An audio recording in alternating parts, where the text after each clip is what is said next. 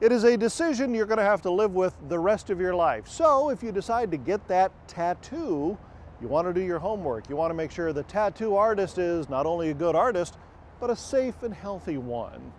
Take a look.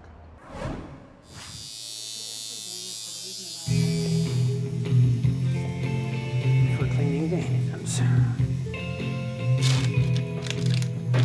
I'm going to work on my client's back for a while. Touch up any areas that need to be touched up and redo some of the outline work. The tattoo is a pattern of ink injected underneath the skin. It's evolved over thousands of years. It's a crazy industry. When I first got into it, they didn't even have gloves. This is the tattoo needle and needle bar going into the disposable tube. And the knowledge of disease transmission was like nowhere. Nobody even thought about that kind of stuff.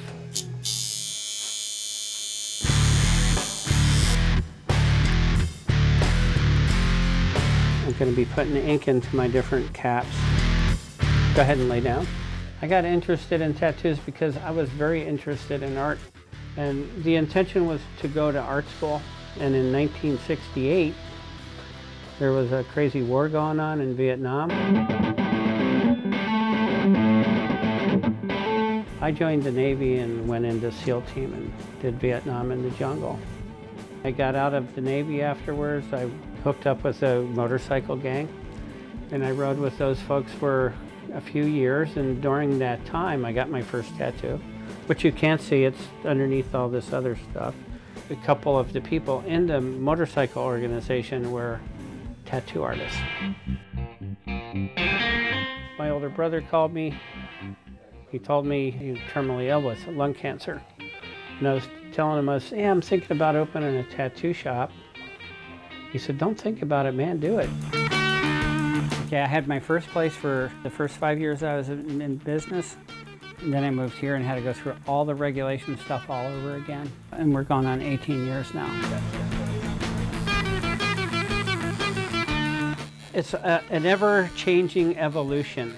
I started in '83, and the standard procedure in '83 was to set up a tattoo machine for lining and a tattoo machine for shading.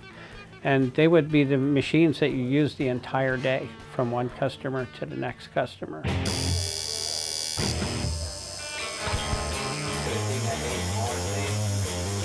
Education is the most important thing for all the tattooers. We train on bloodborne pathogens. We're on board with the health department. We actually like the health department, and I'm totally dedicated to making things better for this industry, for clients that come in and trust me to put ink into them, and only ink, you know, and nothing bad.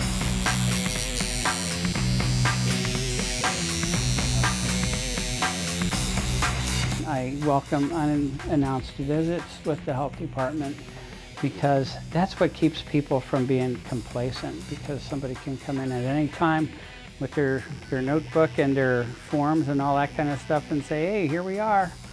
It's time for an inspection, and you better be ready. And the last thing would be bagging the machine. Our biggest program is probably our food program, but we also do public pools, we do pet stores, massage, and body arts. We look for things like artist technique, for making sure that machines are running properly, that they're properly supplied, and things like the autoclave are able to actually sterilize the equipment that they run in them.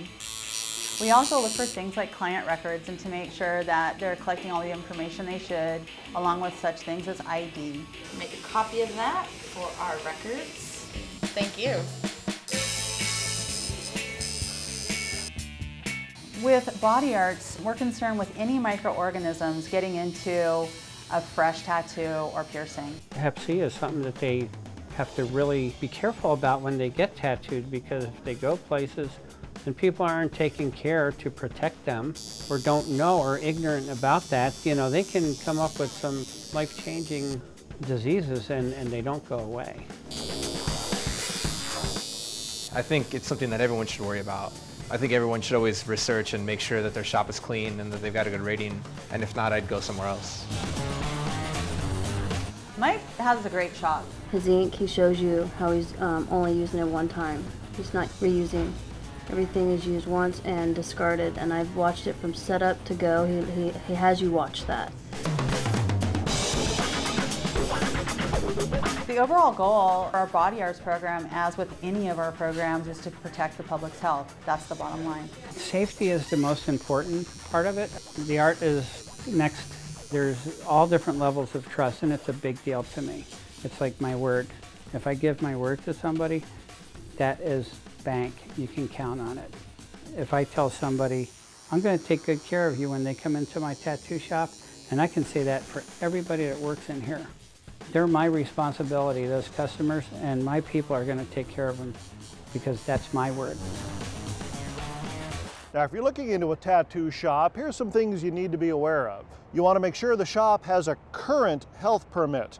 Make sure they're sterilizing their equipment. You can even ask to see their sterilization log. Ask if they've been inspected by the county and ask to see a copy of their last inspection. And of course, look at their portfolio, because you want to make sure you're getting a good artist.